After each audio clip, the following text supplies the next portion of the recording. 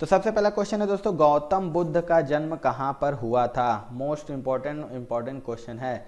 आपको बताना है जो गौतम बुद्ध थे उनका जन्म कहाँ पर हुआ था। इसका आंसर हो जाएगा दोस्तों ऑप्शन नंबर सी यानी लुम्बिनी में। आपको बता दें कि गौतम बुद्ध का जन्म कपिलवस्तु के लुम्बिनी नामक वन में शाक्य क्षत्रिय कुल में 563 ईसा पूर्व में हुआ था।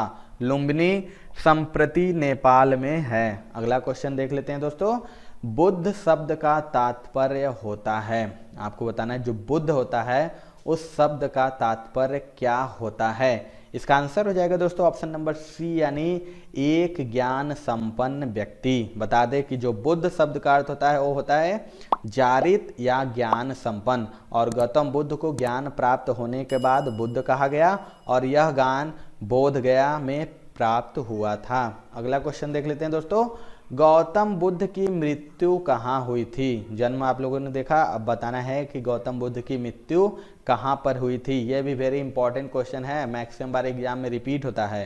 तो इसका आंसर हो जाएगा दोस्तों ऑप्शन नंबर सी यानी कुशीनगर में। बता दें कि गौतम बुद्ध की मृत्यु 483 ईसा पूर्व में मल्ल गणराज्य कुशीनगर में हुई थी और बौद्ध धर्म में इसे महापरिनिर्वाण कहा गया है। अगला क्वेश्चन देख लेते हैं, गौतम बुद्ध के संबंध में कौन सा गलत है। आपको बताना है कि इनमें से गौतम बुद्ध के संबंध में कौन सा ऑप्शन गलत है। तो आंसर हो जाएगा दोस्तों ऑप्शन नंबर डी यानी उन्हें ज्ञान की प्राप्ति राजगृह में हुई थी। आपको बता दें कि गौतम बुद्ध का जन्म लुम्बिनी में हुआ था और गृह त्यागने के बाद बोध गया में उन्हें ज्ञान प्राप्त हुआ था तथा उनकी मृत्यु कुशीनगर में हुई थी। तो इस प्रकार देख लेते हैं, तो उन्हें जो ज्ञान प्राप्ति राजगृह में हुआ था ये ऑप्शन गलत है। अगला क्वेश्चन देख लेते हैं, गौतम बुद्ध को कौन सी जगह ब्रह्म ज्ञान प्राप्त हुआ था। मोस्ट इंपॉर्टेंट ये भी क्वेश्चन है। आपको बताएं जो गौतम बुद्ध थे उनको ब्रह्म ज्ञान प्राप्त कहाँ पर हुआ था।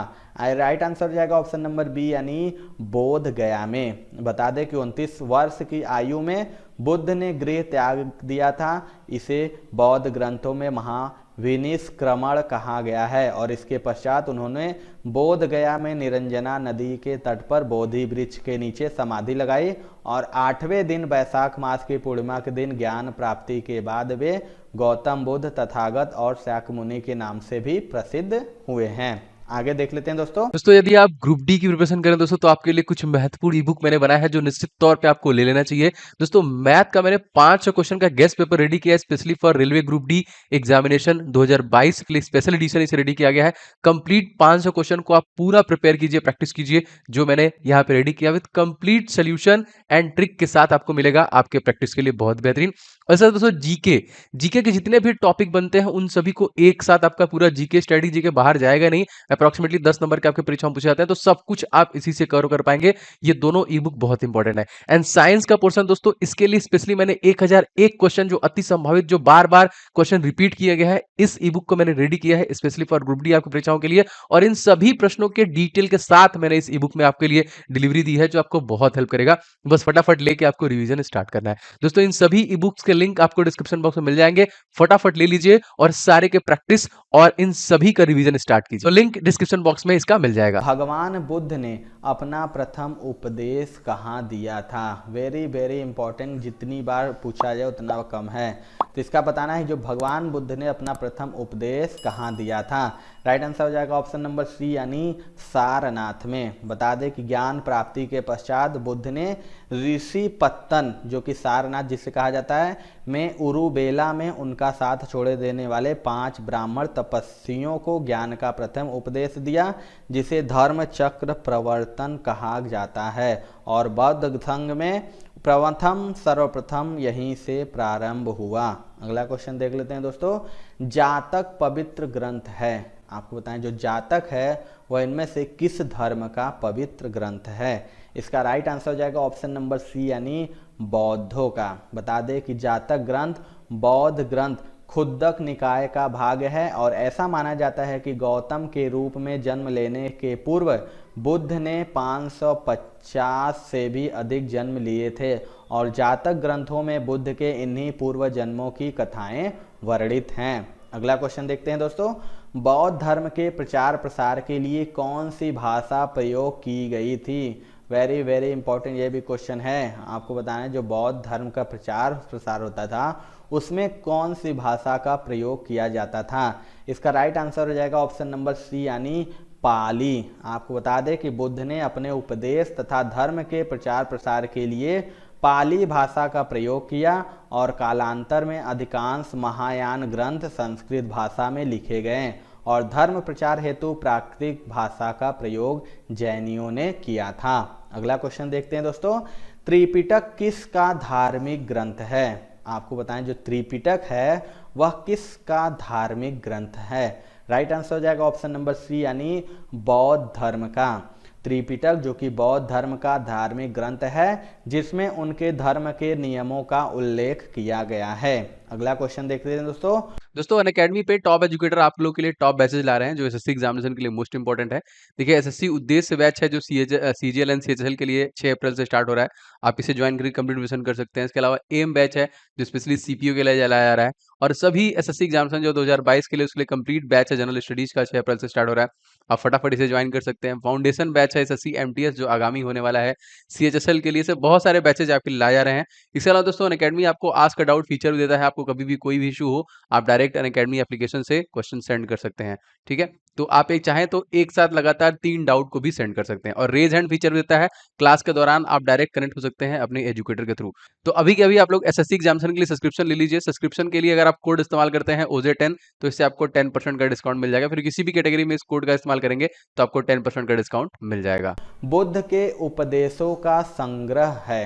आपको बताना है जो बुद्ध का उपदेश का संग्रह किसमें है। राइट आंसर हो जाएगा ऑप्शन नंबर बी यानी सुत्त पिटक में। बता दें कि सुत्त पिटक में बौद्ध धर्म के उपदेश संग्रहित हैं और इसमें दीर्घ निकाय, मध्यम निकाय और संयुक्त निकाय, अंगुत्तर निकाय और खुद्दक निकाय हैं और विनय पिटक में भिक्षु और भिक्षुणियों के संघ एवं दैनिक जीवन संबंधी आचार विचार नियम संग्रहित हैं, जबकि अभिधम्म पिटक में बौद्ध दार्शनिक सिद्धांतों का वर्णन है।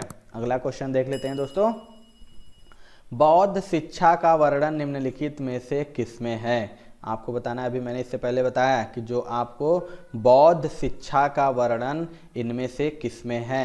इसका आंसर हो जाएगा दोस्तों ऑप्शन नंबर बी यानी त्रिपिटक में। बता दें कि बौद्ध शिक्षा का वर्णन त्रिपिटक में मिलता है और त्रिपिटक बौद्ध शिक्षा का मूल ग्रंथ है और यह पाली भाषा में रचित है। इसको 3 भागों में बांटा गया है। कौन कौन से? तो सुत्त पिटक, विनय पिटक और अभिधम्म पिटक। अगला क्वेश्चन देख लेते हैं दोस्तों, निम्नलिखित में से बुद्ध का समकालीन कौन था। 4 ऑप्शन है आपके पास, बताना है कि इनमें से बुद्ध के समकालीन कौन थे। राइट आंसर हो जाएगा ऑप्शन नंबर बी यानी कन्फ्यूशियस। आपको बता दें कि जिस प्रकार गौतम बुद्ध ने भारत में बौद्ध धर्म का प्रवर्तन किया उसी प्रकार 500 ईसा पूर्व में चीन में विद्यमान कन्फ्यूशियस के सिद्धांतों पर कन्फ्यूशियस धर्म बना और कन्फ्यूशियस को चीनी लोग राजा फोसे कहते थे और ये महावीर तथा बुद्ध के समकालीन थे और इन्होंने समाज को आचरण के नियमों की शिक्षा दी थी। अगला क्वेश्चन देखते हैं,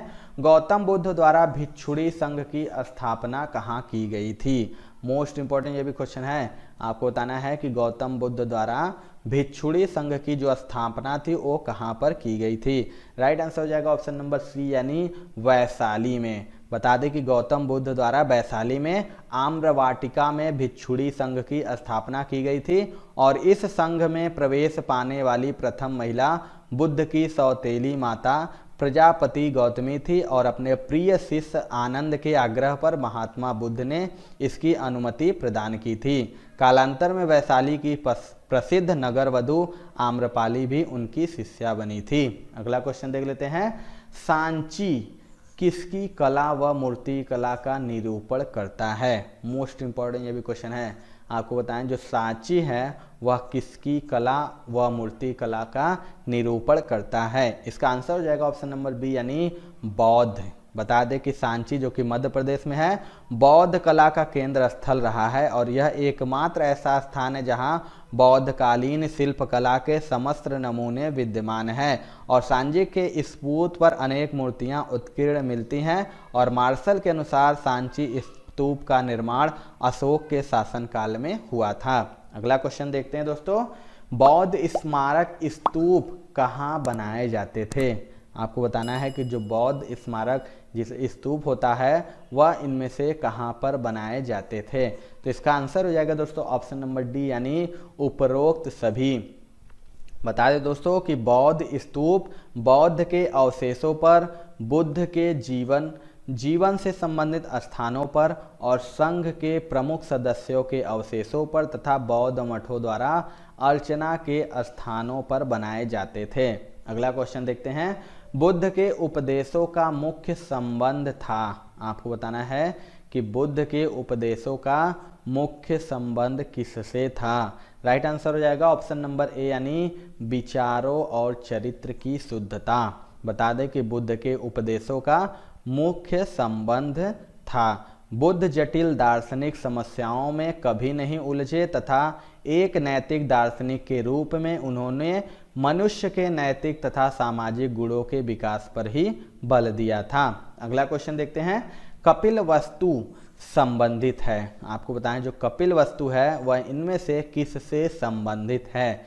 राइट आंसर हो जाएगा ऑप्शन नंबर डी, यानी कपिल वस्तु भगवान बुद्ध से संबंधित है और बुद्ध के पिता शुद्धोधन कपिल वस्तु के शाक्यगढ़ के प्रधान थे।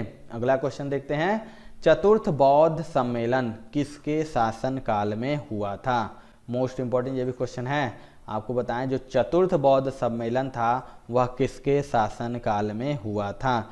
राइट आंसर हो जाएगा ऑप्शन नंबर सी, यानी कनिष्क के। बता दें कि बौद्ध धर्म की चतुर्थ तथा अंतिम संगीति यानी सम्मेलन कुषाण शासक कनिष्क के राज्यकाल में कश्मीर के कुंडल वन में हुआ था और इसकी अध्यक्षता वसुमित्र ने की तथा अश्वघोष इसके उपाध्यक्ष बने थे। अगला क्वेश्चन देखते हैं, बौद्ध धर्म से संबंध अर्धगोलाकार अंत्योष्टि संबंधित टीले को क्या कहते हैं? आपको बताना है जो बौद्ध धर्म से संबंधित है अर्धगोलाकार अंत्योष्टि टीले को क्या कहते हैं? तो राइट आंसर हो जाएगा ऑप्शन नंबर ए, यानी स्तूप कहते हैं। भगवान बुद्ध के महान परिनिर्वाण के बाद उनकी अस्थियों को 8 भागों में बांटा गया तथा उन पर समाधियों का निर्माण किया गया। इन्हीं को स्तूप कहा जाता है और स्तूप का उल्लेख सर्वप्रथम ऋग्वेद में प्राप्त होता है जहां अग्नि की उठती हुई ज्वालाओं को स्तूप कहा गया है। अगला क्वेश्चन देखते हैं दोस्तों,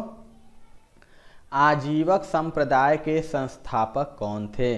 आपको बताएं जो आजीवक संप्रदाय था उसके संस्थापक कौन थे?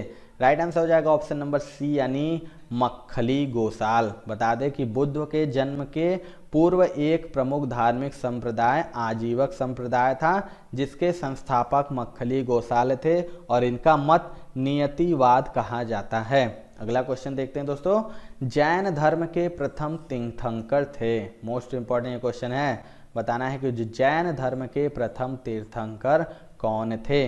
राइट आंसर हो जाएगा ऑप्शन नंबर सी, यानी ऋषभदेव। बता दें कि जैन धर्म के प्रथम तीर्थंकर ऋषभदेव थे और पार्श्वनाथ जैन धर्म के 23वें तीर्थंकर थे जबकि महावीर स्वामी 24वें एवं अंतिम तीर्थंकर थे। अगला क्वेश्चन देख लेते हैं दोस्तों, महावीर ने कब निर्वाण प्राप्त किया था? आपको बताना है कि जो महावीर थे उन्होंने कब निर्वाण प्राप्त किया था? राइट आंसर हो जाएगा ऑप्शन नंबर सी, यानी 527 ईसा पूर्व।